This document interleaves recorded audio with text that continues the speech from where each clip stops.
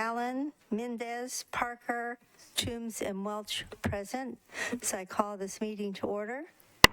Our first order of business is going to be a presentation from the Barnes Fund. So Angie, if you would like to step up, we do have this already on the monitor for you. Oh.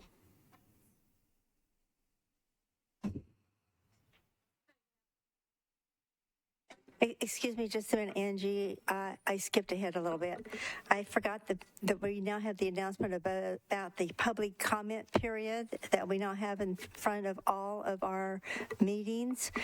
There has been no one that has signed up for that, though, so we will now move on to Barnes Fund presentation.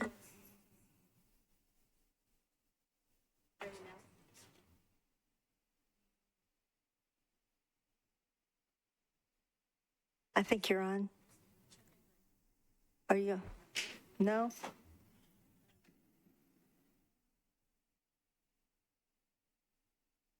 Are you on now? Which one?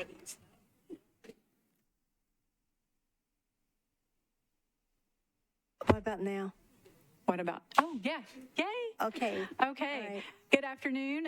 Thank you, Chair, for inviting us to give a brief presentation and a refresher of the Barnes Fund and how we make the determination for awarding funds and what is considered before they come before you. So we're going to try to keep it to about 5 to 7 minutes. Next to me is Karen Weaver, our new Housing Trust Fund Manager, who I hope all of you will begin to associate the Barnes Fund management with Karen. But since she hasn't been here through the past award processes, I'm going to walk you through that. I'm Angie Hubbard, the Housing Director with Metro Planning. So just a quick refresher, I think over time, without reminders, people lose sight of what the Barnes Fund really is. So these are grants awarded competitively to nonprofits or to partnerships with 51% control of the deal, with the purpose of creating or preserving affordable rental or home ownership housing, or doing rehabilitation of owner-occupied housing. Any rental housing that's assisted must be targeted to households with incomes at or below 60% of the area median income. Home ownership housing and the owner-occupied rehab is at or below 80% AMI. A little bit of a typo, if anybody's caught it on the last bullet. We, not 30 affordability restrictions, we have way more than that, but 30-year affordability restrictions, and that is up. It started with 20, and now we're at 30, and looking even to do longer term or perpetual affordability if we can. So this is just a little flow chart. I'm going to touch on each of these boxes from how we get our funding all the way to what happens after we award the funds and property. So our funding is based on what council adopts through their budgets, and we get operating dollars as well as some short-term rental revenues and then some proceeds from back tax property. All of that comes in, and we once we get our number for the year, we go to the Housing Trust Fund Commission and set a line item budget that then tells us how much we can put out for grants every year. And we do have a set aside for small organizations, thanks to council codifying that so that we can continually get smaller organizations that start in this nonprofit space. We also award back tax properties through this process. We, every year, the staff develop the criteria, the grant policies for how the grants will be considered, what the funding priorities are, and that's always approved every year by the Housing Trust Fund Commission. These are informed, the grant criteria, and anything that we might be targeted on public policies like having bonus points for properties that are at or near transit corridors, things like that, that have healthy homes initiatives, green initiatives. We use, the matrices are very complicated and wide on that. We also get public input at every Housing Trust Fund meeting, and we also consider that as we're developing the criteria for the next round. I'm going to take a minute because this month we are celebrating the 10 years of the Barnes Fund, And so we're super excited. You'll be hearing lots about that. We're going to work with our partners with the new Alliance for Affordable Housing to help us with the campaign. But we're also going to take the opportunity with new management to look at the Barnes Fund, if there's any revisions that we need to make. We're also going to collaborate with the nonprofits that are part of the Alliance to go through that review. And like I mentioned, everything goes back to the Housing Trust Fund Commission for their approval before we open up an application window. So once we open a window, there's all of this lives on a website, and we keep it year-round. We just don't take it down, so anyone can always go and look to see, like, what have they funded in the past? What were the grant policies for the past round? The timeline for submission. It's been 30 to 45 days. We're looking to see if we need to extend that. That'll be something as part of our review. As I mentioned, the criteria is available online. We've been really extending our outreach to potential new developers, especially developers that are nonprofits that are led by diverse populations or serve diverse populations. And that's really been super successful, as evidenced in our last round, where we had a substantial increase of new, not only applicants, but grantees. And we also provide some information sessions during the application window that gives, just like any procurement, gives everyone an opportunity to come together, ask questions, walk through the process, so that it can be complicated and we're being responsive to the questions. So how do we award the process? There are really two stages of the award or the review level. First, the staff will review some very basic things. These are usually very yes or no, straightforward questions, like what does their capital stack look like, looking at their team experience, is their developer fee meeting the criteria, what is their plan for conducting outreach for potential participants. Then there's an external review committee that's always composed of experts in the particular area of, for example, homeownership has a separate evaluation criteria or committee than the rental housing does. And of course, these are folks that are completely devout of any relationship to any of the projects. And they are reviewing things like the program approach, how they're going, how the developer intends to educate participants about the requirements of staying in the program, assigning the bonus points. And so we have threshold criteria. So if an application does not even meet basic staff review, some of the minimal data, it doesn't pass on to the evaluation committee.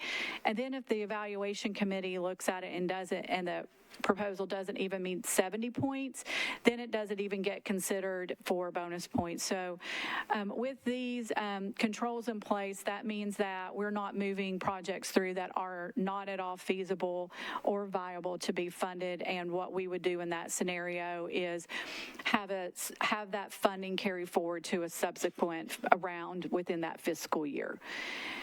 Then we take the recommendations to the Housing Trust Fund Committee. They approve the initial awards. Then we go back and work with legal on the contracts. The Housing Trust Fund Commission then approves the contracts, and that's then when it comes to you guys for consideration. So the council approves every contract for a Barnes Award. Funding awards come both before the Affordable Housing Committee and Budget and Finance. And if there's any property donations, of course, that goes to the Planning and Zoning Committees. And of course, then if there are any contract amendments, those also come before you too. So everything that we do comes back before the committees or before council. And then a little bit about how we administer and oversee the program. We now, thanks to increased funding through council, and thank you again, we have 2 dedicated Barnes Fund staff. We have Karen and then Rashida Pardue, who joined us in October. And they are supported within planning by the planning finance staff, which has been really great on helping really set up a robust tracking system for the financials. And then our housing policy research analyst has worked with the team to create a new performance tracking system. So not only are we just tracking that we made an award on this date, for this many units, but where they are in the development process, how many units by bedroom size, what the subsidy per unit is, so many different things that we're tracking now. That keeps us on top of performance and compliance. And then through, that is actually a public-facing dashboard, and I'll show you in just a minute, and thank you, Council Lady, for leading that legislation. And then for oversight, every month at Housing Trust Fund Commission meetings, they get updates on project draws so that they can keep informed about the status of all the projects that have been funded. We, this coming fiscal year, we're going to hire a full-time compliance monitor. We are at a portfolio of $120+ million, and we need, we want someone that's always thinking about and making sure that all of the projects are meeting all of the standards that we've set. And then, of course, the Barnes Fund is subject to Metro's internal audits. We've had 2 so far. The first one was done several years ago. Thankfully, and then we just had one last year, and from that, we need to strengthen some standard operating procedures, which we worked on before Ashley left, which made Karen's transition much easier. And with that, I'm just going to go to some more information. This is the contact information for Karen and Rashida. All of the Barnes Fund information still lives on the Nashville.gov website. These are live links. I don't know if we can send them out, but also feel free to email Karen or Rashida, and they can send you that link.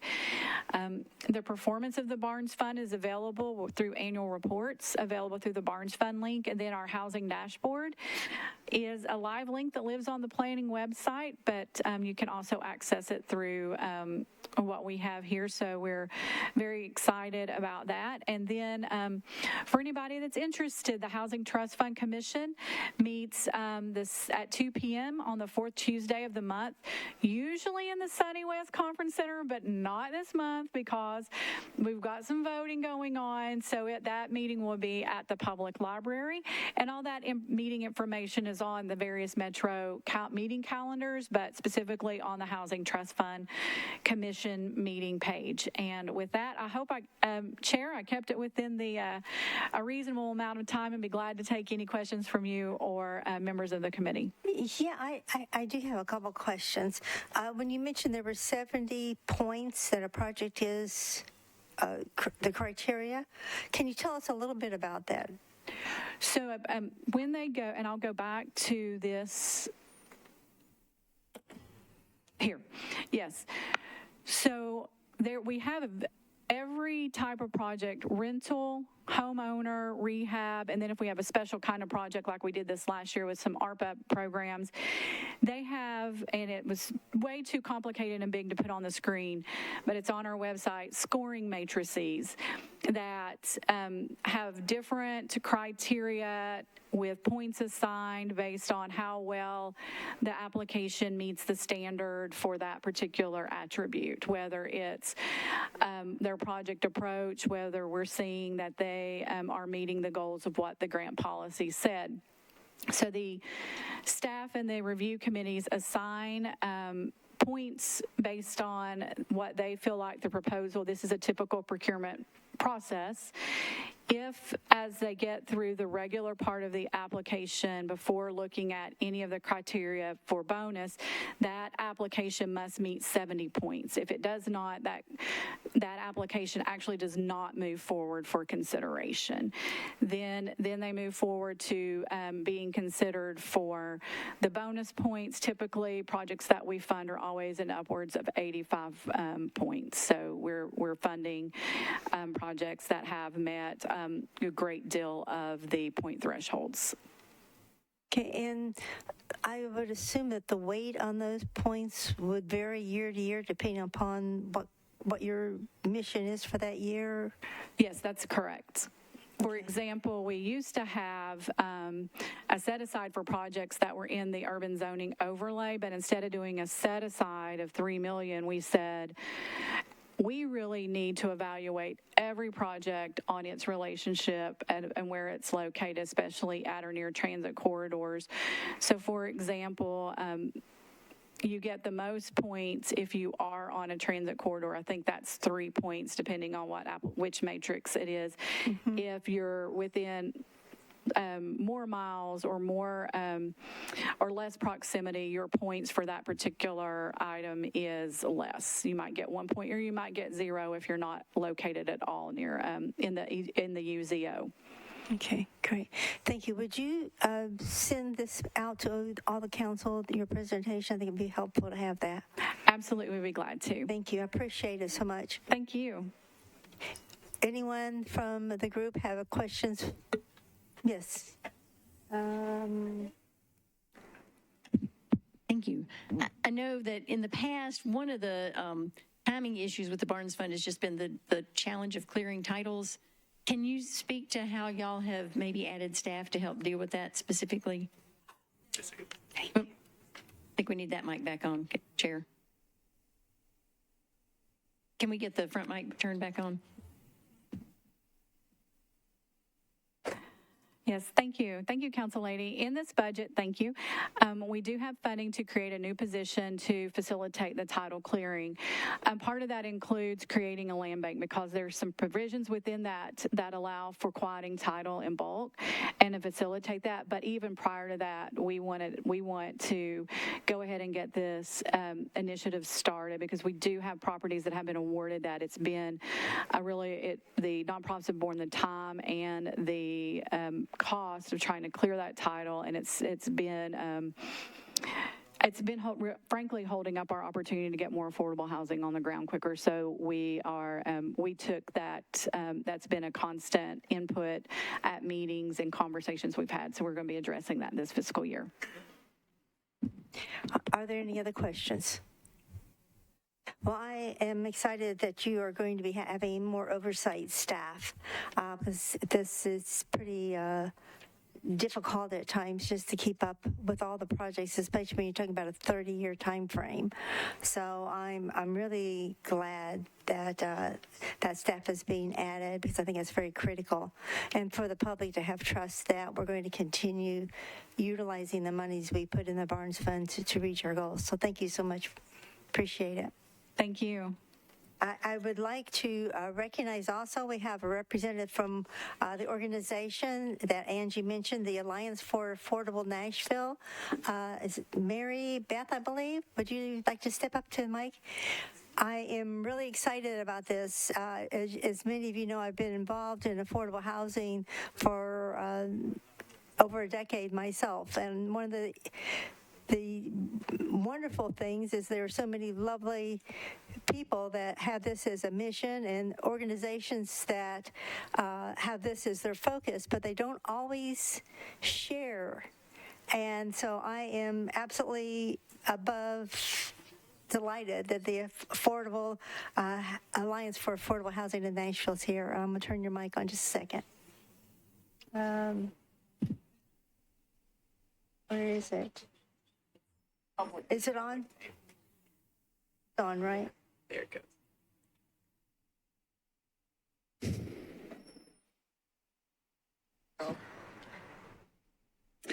Hi there. My name is Mary Beth Eichert, Vice President and Director of Community Impact at the Housing Fund. The Housing Fund provides resources and creative leadership to help individuals and communities create and maintain affordable and healthy places in which low and moderate income people can live. Moderate income can include folks like teachers, first responders, and service workers. Thank you to Chair Hauser for the invitation to come down and introduce the Alliance for an Affordable Nashville to the Affordable Housing Committee at Council. We've newly formed this just to help inform and engage the citywide discussion around the election that's happening this August, but we do intend to put forward concrete ideas building on a lot of the prior task forces and planning work that's been done around what we need to do, the number of units that we need to build. But a little bit about the Alliance. It's a coalition of long-standing Nashville-centric affordable housing and community development nonprofits geared toward working with city leaders, financial institutions, and developers to address the city's complex and growing housing crisis. Through coordinated, strategic, and intentional efforts, This formidable collective of affordable housing advocates are looking to pioneer solutions using our members' immense experience and expertise built on a foundation of established successes. At this time, the coalition membership includes Affordable Housing Resources, Inc., the Be a Helping Hand Foundation, Habitat for Humanity of Greater Nashville, New Level CDC, Community Development Coalition, Pathway Lending, Project Return, Rebuilding Together Nashville, the Housing Fund, where I work, Urban Housing Solutions, and Woodbine Community Organization. To date, together, these organizations have 225 cumulative years of experience building affordable housing for Nashville's workforce and special needs populations, 53,000 lives impacted. We've created or preserved 14,000 homes in Davidson County, and we have 2,000 projects in the pipeline for the next 3 to 5 years. So we look forward to partnering with the council, with Angie's office in planning and various other Metro stakeholders to continue the momentum. And thanks for letting us come down and tell y'all a little bit about ourselves. Thank you, and please continue working with Angie and with the council. We are going to be calling upon you at times too, so be prepared. Thank you. Appreciate it. Okay, now that we have our guest, we will go to the order of business today. We have one resolution. It is RS 2023-2315 with Hager and Rutan. Councilmember Roden, do you want to speak to this? Yes, I was talking to you. Would you like to speak on your resolution and move it forward?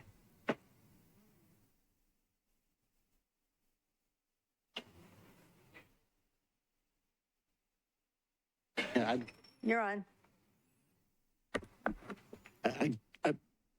I guess I can defer to Colby on this one. There is a letter from Councilmember Hager.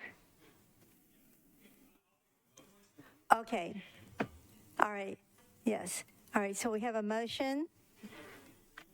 Yes, and I will read Councilmember Hager's letter. He says, I'm a sponsor of the above-mentioned legislation that is on the Affordable Housing Committee agenda for Monday, July 17th.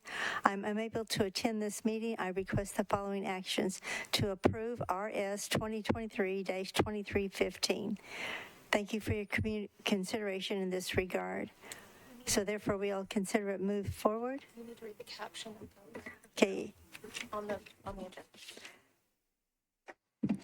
This authorizes the Metropolitan Development and Housing Agency to enter into a pilot agreement and accept payments in lieu of ad valorem taxes with respect to a multifamily housing project located at 910 Robertson Road, known as Robertson Road Apartments.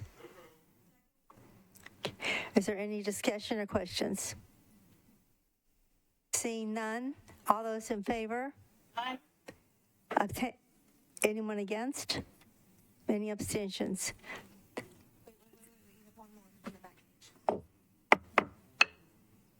There's one more.